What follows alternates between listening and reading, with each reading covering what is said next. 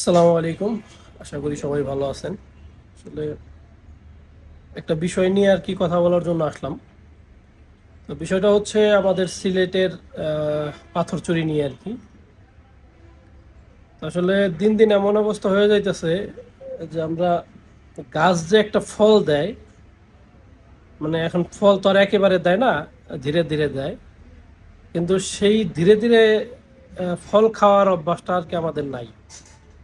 ঠিক আছে, এখন না থাকার কারণে হয়েছে কি, আমরা একেবারে গাছ শুদ্ধে আর কি, মানে উঠায় আর কি গাছের গুঁড়া শুদ্ধে খায় ফেলাইতেছি, এমন একটা অবস্থা হয়ে দাঁড়াইছে।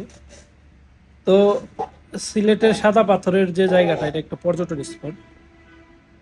তো মানুষ সবসময় এখানে ঘুরতে যায়, আর খুব একটা সুন্দর একটা জায়গা। যারা যারা গেছেন অবশ্যই জানেন। তো এখন দেখেন, মানে আমরা আসলে কতটা খারাপ হয়ে গেছি, বা নিজেদেরকে খুবই খারাপ মনে হয়। তো সেটা হচ্ছে,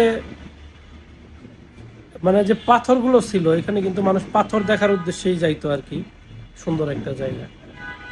তো এই পাথরগুলো আমরা কি করছি, আহ, মানে পাথর খায় ফেলছি আর কি, এমন একটা অবস্থা হয়ে দাঁড়াইছে।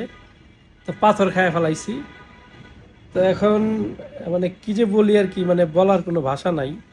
ঠিক আছে, মানে আমাদের যদি আসলে একটু খোঁজ পাওয়া যায় উগান্ডার মতো বা বিভিন্ন যেসব দেশে স্বর্ণ আছে, এরকম জায়গার মতো যদি খালি খোঁজ পাই যে না আমাদের বাংলাদেশ অমুক জায়গায় স্বর্ণের খনি আছে বা স্বর্ণ পাওয়া যায়, আমার মনে হয় মানুষ 300-400 হাত নিচে যায়ও আপনার স্বর্ণ খুঁজবো, বা ওই জায়গার মাটি সরাই ফেলাইবো, এরকম একটা অবস্থায় দাঁড়াইছে।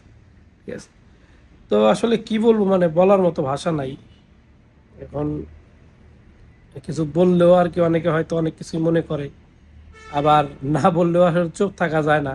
ঠিক আছে, কিছু কিছু বিষয় আর কি, মানে খুবই খারাপ লাগে যে আসলে আমরা কেমন এক জাতি হয়ে দাঁড়াইছি, যে মানে চুরি বিষয়টা আমাদের একেবারে রক্তে রক্তে লাগে আছে আর কি। ঠিক আছে, তো যাই হোক, মানে এই জন্য আসলে শেখ মুজিবুর সাহেবের একটা কথা খুবই মনে পড়ে আর কি, যে সবাই পাইছে স্বর্ণের খনি আর আমি পাইছি চুরের খনি। আসলে বিষয়টা একেবারে সত্যি। তার অন্যান্য কথা যাই আছে, ঠিক আছে, আমি তারে পছন্দ করি বা না করি, কিন্তু সে যে একটা কথা বলছে এটা কিন্তু রাইট। যে আমরা মানে সবাই পাইছে স্বর্ণের খনি, আর আমরা একমাত্র জাতি আর কি যারা হচ্ছে আপনার হচ্ছে পাইছে হচ্ছে চুরের খনি। মানে আমাদের রক্তে রক্তে রগে রগে মিশে আছে চুরি। ঠিক আছে, এখন আমরা চান্স পাইলে, যেমন আমিও যদি চান্স পাই আমিও চুরি করবো, মানে এরকম একটা অবস্থায় দাঁড়াইছে আমাদের। ঠিক আছে, আমার মাসে লাখ টাকা বেতন থাক, সমস্যা নাই, কিন্তু আমার চুরি করতে হইব, এমন একটা পরিবেশ পরিস্থিতি হয়ে দাঁড়াইছে।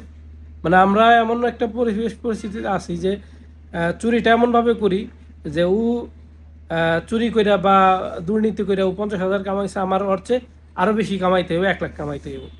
ঠিক আছে, তো আসলে কথাগুলো বললাম মনের ভিতর থেকে, খুব খারাপ লাগছে আর কি, যে আসলে পর্যটন স্পটে কিন্তু, এই পর্যটন স্পটটা ঘিরে কিন্তু অনেকের কর্মসংস্থানের সৃষ্টি হয়েছে। কারণ এমনি তো নর্মালি আপনার আপনার আমার বা আমরা বাংলাদেশি যারাই আছি ওইখানে যাওয়ার মতো ওরকম কোনো দরকার নাই, কিন্তু দেখা গেছে একটা সুন্দর একটা পরিবেশ বা ভালো একটা পরিবেশ, ঠিক আছে, এটা দেখার জন্য বা সময়টা একটু ভালো কাটানো যায় এই উদ্দেশ্য করেই কিন্তু এখানে যাওয়া।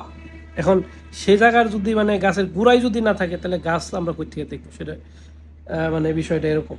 ঠিক আছে, তো যাই হোক, কিছু কথা বললাম। তো যদি ভুল ত্রুটি হয়ে থাকে অবশ্যই ক্ষমার দৃষ্টিতে দেখবেন।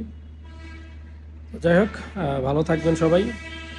আর আসলে কার কীরকম মতামত সেটাও একটু জানাবেন এই সিলেটের সাদা পাথর নিয়ে। ঠিক আছে, তো যাই হোক, এখন হয়তো আপনার প্রশাসনের মানে মাধ্যমে আর কি উদ্ধার করা হইতেছে।